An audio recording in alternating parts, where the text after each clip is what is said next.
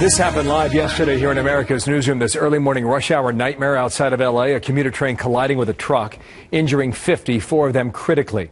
That accident comes just 2 days after the NTSB released preliminary findings on a deadly collision earlier this month in New York between a commuter train and an SUV that killed 6 people.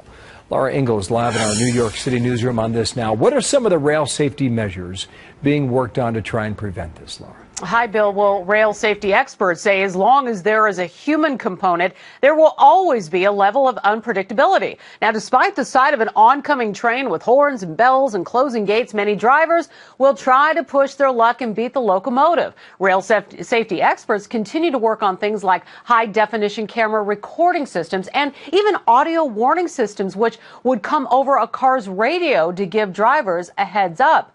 Rick Campbell, the president of the Railroad Safety Equipment Manufacturer CTC, says the only surefire way to prevent a crash like we saw yesterday in Oxnard, California, or the one in New York earlier this month is to prevent drivers from coming in contact with rails in the first place.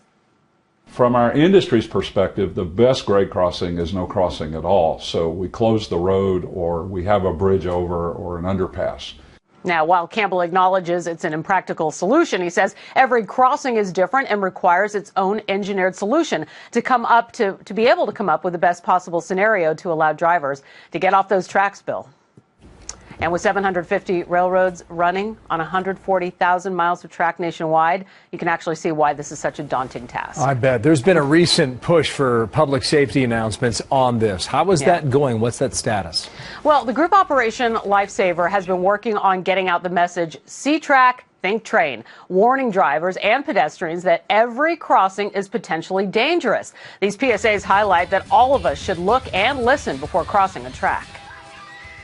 Operation Lifesaver was formed 42 years ago. There were more than 12,000 crossing collisions every year, and now there are about 2,000. So that's an 83% decline. But of course, just one is too many. Yeah, and that message is being run in movie theaters, on billboards, radio, and train stations, and on trains themselves. Laura, thanks. That's a message as old as time, right? Laura Ingalls here in New York.